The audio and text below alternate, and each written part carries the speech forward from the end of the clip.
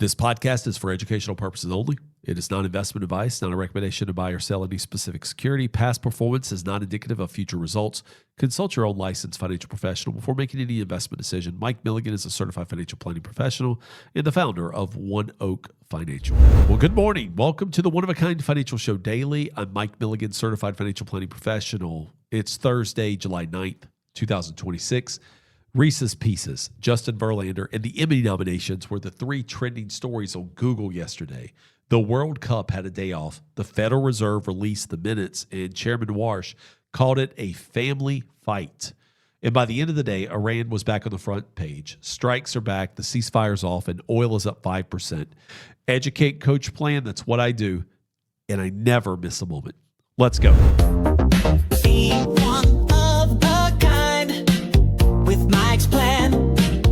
Three stories climbing yesterday's Google Trends, and here's why each matters. Reese's Pieces. Hershey announced the first new Reese's Pieces product in 10 years. Reese's Pieces with a chocolate cookie center. This launches nationwide July 17th and pouches online July 25th. It's been 10 years between innovation on a legacy candy brand.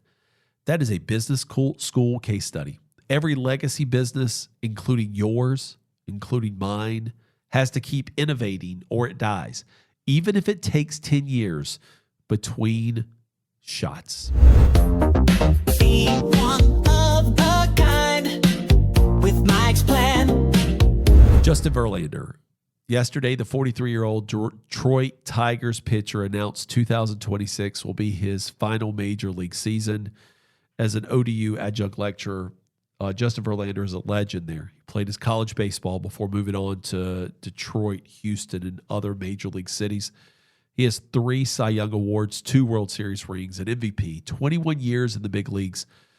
The commissioner selected him as a Legends pick for this year's All-Star Game, his 10th appearance. Verlander sat down and said, quote, "This will be the last time." That is what a great career exit looks like. Planned, graceful, on his own terms. That, my friends, is retirement planning applied to sports.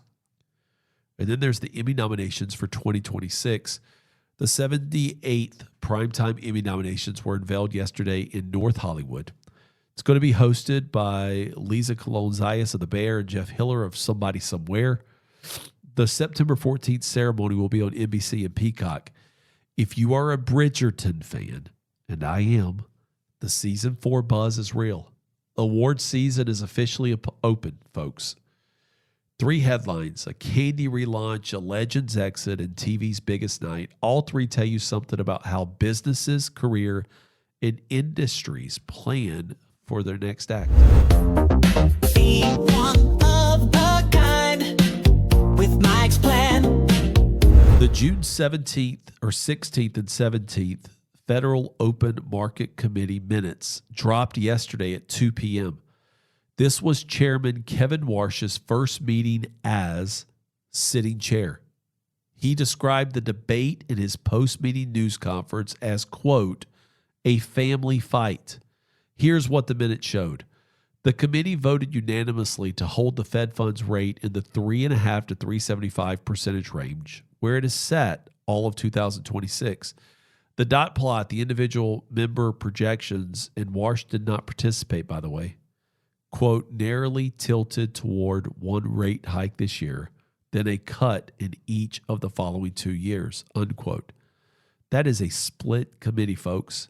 Half C rates staying here or drifting slightly lower by year end, half C rates going higher. The minutes said the risk of inflation remained tilted to the upside, with tariffs, energy prices, and supply disruptions related to the closure of the Strait of Hormuz still in play. Walsh separately said he believes AI will ultimately be disinflationary due to productivity gains.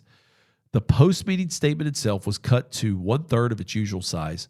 Walsh said Fed officials should communicate less about future intentions, and boy, is he doing it.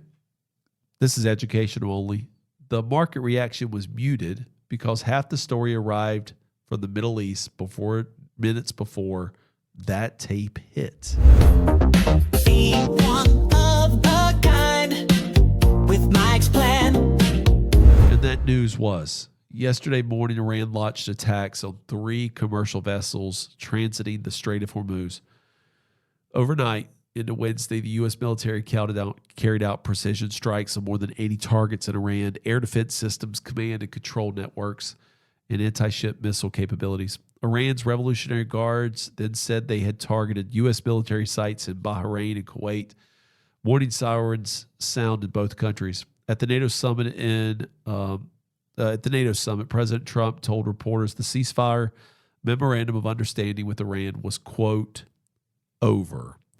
He added that continuing talks with Tehran was quite a waste of time.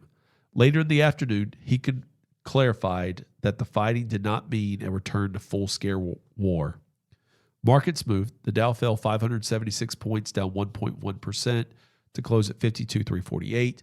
The S&P dropped 21 or down 0.3 to 7482. The NASDAQ composite rose 52 points, up 0.2% to 25,870, holding on because AI-adjacent names caught a late-day bid rally, and the Russell 2000 fell 0.9%. Brent crude, though, jumped over 5% to roughly $78.50 a barrel. West Texas jumped over 6% to $74.71. The Treasury Department revoked the authorization that has allowed Iran to export oil to global markets. 2-year Treasury yields ticked up, and the volatility index climbed. Educational context, folks, but the Strait of Hormuz carries about 1/5 of the world's oil and liquid natural gas trade. Every time that waterway comes back into the headlines, the inflation math gets harder for the Federal Reserve to ignore.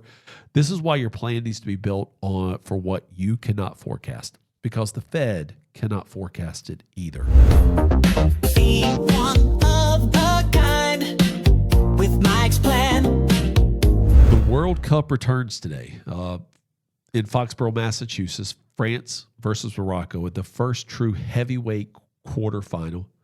Emmy versus Hakimi. This is a chess match between 2 of the most talented sides in the whole tournament. On the earnings side in the stock market, PepsiCo reports today. I personally am a Coke guy. This is the unofficial start of the Q2 earnings season. Watch 2 things: the pricing power and volume trends in North America beverage and snacks. Consumer stress that I talked about yesterday about FHA delinquencies, subprime auto. They could start showing up in the earnings for consumer-facing companies over the next 4 weeks. Delta Airlines is going to report later in the week, and then the big banks on Tuesday, JP Morgan, Citi, Wells Fargo, Goldman, Morgan Stanley. We do not chase returns. We build a plan. A family fight at the Fed, a shooting war back on in the Persian Gulf, and Q2 earnings starting up. That is 3 moving pieces at once. Your plan is what turns these 3 moving pieces into a decision.